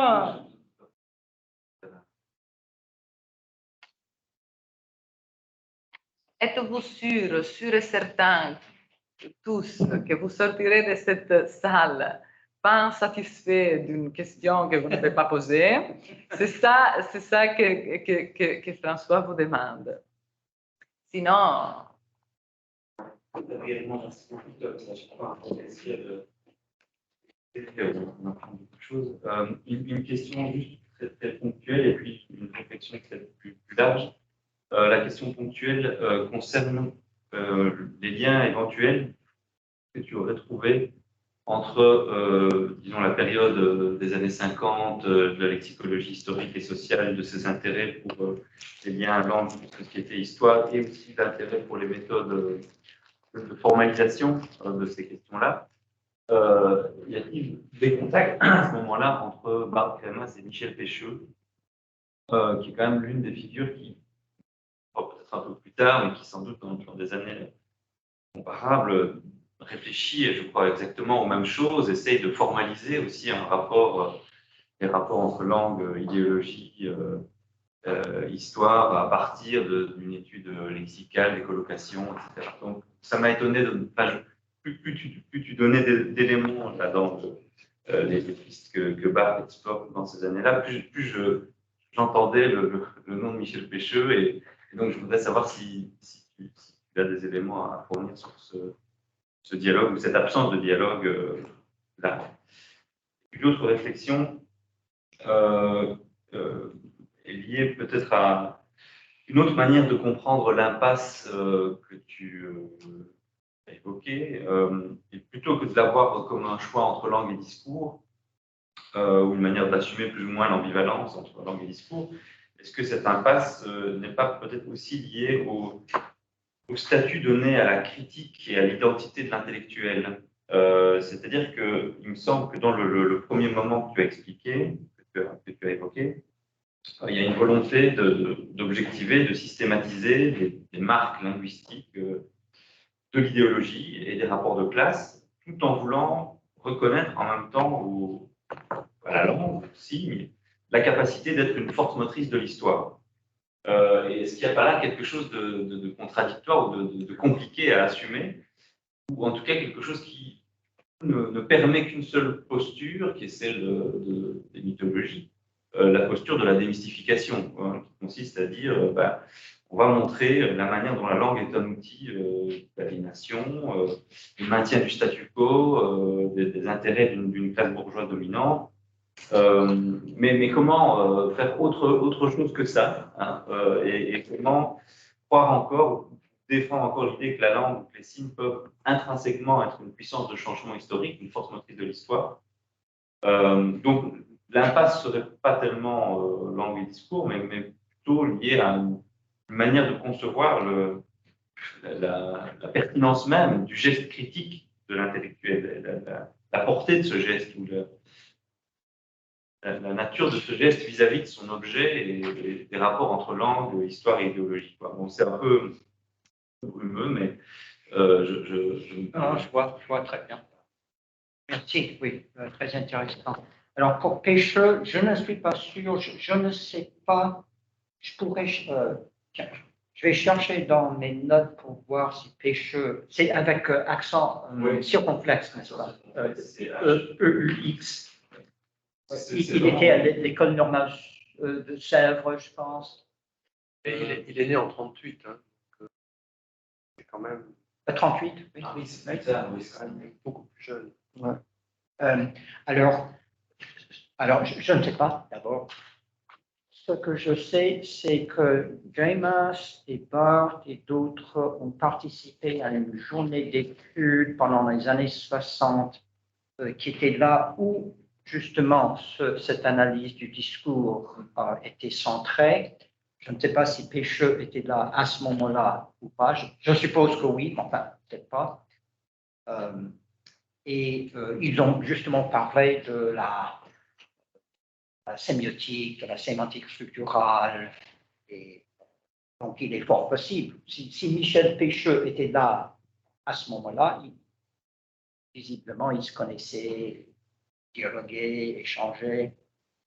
Alors, oui, c'est très intéressant ce que tu dis là. Oui, donc, que finalement, je l'énonce de façon moins élégante que toi, que Barthes a perdu l'espoir en regardant la langue et sa force. À mon avis, bon, ça lui a peut-être donné cette idée que c'était très difficile de s'opposer à ce qu'il appelle ailleurs la petite bourgeoisie, etc., le pouvoir. À mon avis, ce n'était pas, d'après ce que je sais d'abord, ce n'était pas à ce moment-là qu'il a perdu l'espoir. À mon avis, c'était au contraire l'époque où il croyait fermement c'est le témoignage de Greimas en tout cas, que tous deux, ils croyaient fermement dans les années 50 et même dans les années 60 jusqu'à 68, ils croyaient fermement à cet espoir, à ce pouvoir d'une étude critique de la langue, de la société, qui les animait tous deux et qui était la force même qui les faisait avancer dans les recherches. Et c'était très, très important, cette notion qu'ils avaient un peu comme les poètes romantiques, d'avoir un grand rôle à jouer selon Greimas, dans la nécrologie qu'il a faite de Barthes, évidemment, de Barthes, 81, il dit que pour Barthes, le moment de 68 était très important. Ils étaient ensemble dans comment ils appellent ça, les comités révolutionnaires qui se réunissaient à la Sorbonne, ils étaient ensemble là, dans les meetings. Barthes apparemment a proposé, tiens, mais est-ce qu'on ne pourrait pas analyser de façon sémiotique, linguistique, quelques-uns de ces mots d'ordre de mai 68, révolution, apparemment, les étudiants ne voulaient rien entendre d'une analyse sémiotique ou linguistique de leurs propres termes clés.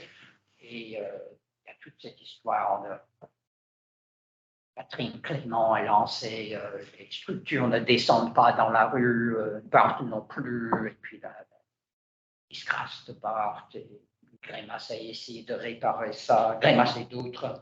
Et bon, selon Greimas, en tout cas, c'est à ce moment-là que Barthes s'est vu rejeté par ce mouvement révolutionnaire qu'il aurait tant voulu chapeauter, diriger, mais enfin, inspirer et être accepté par ce mouvement. Selon Greimas, toujours, c'était à partir de ce moment-là que Barthes a perdu l'espoir, justement, dans la science sémiotique comme science qui puisse vraiment critiquer de façon efficace la langue.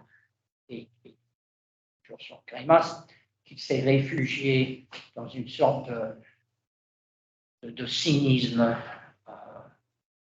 vis-à-vis de ces questions-là, s'est tourné davantage vers une sorte de scepticisme et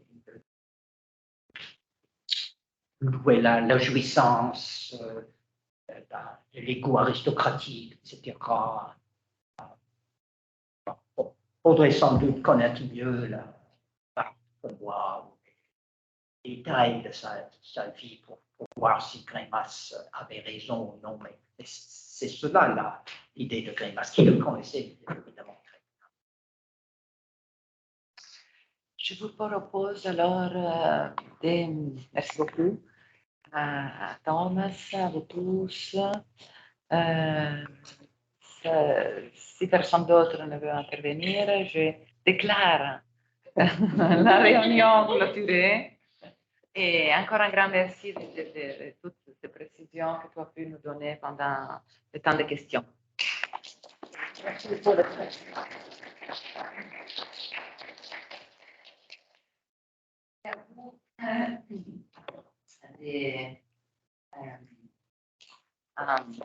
En distanciel, il y a quelqu'un qui est en train d'écrire.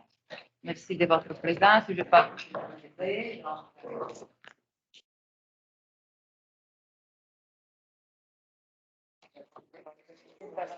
Merci à vous, merci beaucoup.